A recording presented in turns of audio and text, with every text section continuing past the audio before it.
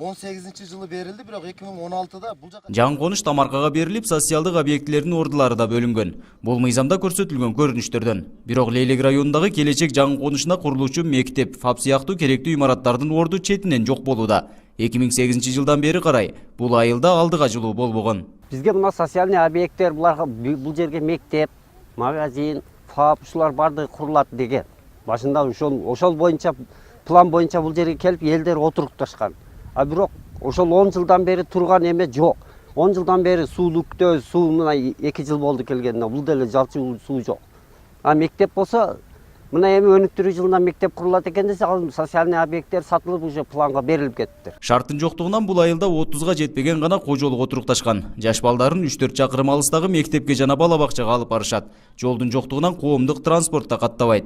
Таза суу алууга бир гана суу түтүк бар. Алда кышкысын тоңуп калып кууратат. Былтыр 1 жыл болду, бир эле жерден чыккан болчу суу. Ошону дагы кышында чыкпай калат, арадан чыкпай калат, токтоп калат. Бир жерден айылдын астыда жашайбыз, айылдын башындагыларга өтө алыс болуп калат. Ортодон бир эле жерден чыккан суу. Шарты жок болгону менен жаңы конуштагы жер тилкелерин сатуу боюнча соода жакшы дешет. Жолго ыңгайлуу, жакшы жерлерди акча сунуштагандар алса, таштак какыраган жер карапайымдарга бөлүнгөнү айтылууда. Бул жакта Лейлек районунда жер алыш өтө кыйын. Мыйзам боюнча ар бир жаран укугу бир жол жер алганга. Бизде Лейлек район Тогуз Булак айыл өкмөтүдө 2ге бөлүнүп калган. Бейбечараларды барсаң таштак жерди көрсөтөт. Мына жер бар, мына жерден ал дейт. Акча бергендерге гана ушу жакшы жерлерди берип атат. анан кээ бири 2008-ден токтон чыккан экен, ушул айылдан берилсин деп ошол адамдар албай жүрөт экен. Очередтеп ошолорго бербей жүрөт экен.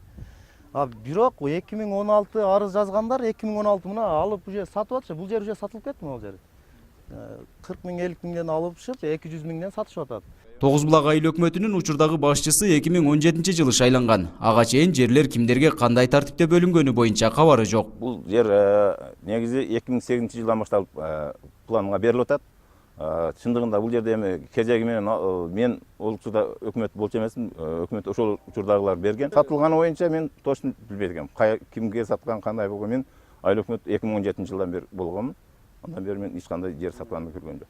Түзүлгөнүнө 10 жыл болгон жаңы конушка дагы 3-4 жыл ичинде мектеп, бала бакча, ФАП сыяктуу социалдык объектилер курулат. Ага чейин жол суу маселелери да толугу менен чечилерине райондук бийликтин ишеничи жогору. Келечекте алдыда 3-4 жылдан кийин ал жерге социалдык объектилерди сала баштайбыз. Фельдшерский акушердик пункттарды, балдар бакчаларын маселесин карайбыз. Кандайдыр бир деңгээлде мектептин маселесин карайбыз. Себеби бул айыл өсүүнө турган айыл, мунун келечеги алы алдыда деп эсептейм. Келечек жаңы конушунун тургундары Лейлек районунун Айбике айылынан көчүрүлүп чыгарылган. Ал айылда да шарттын жоктугу себеп болгон. Нургазы Жайнаков, 7 канал, Баткен.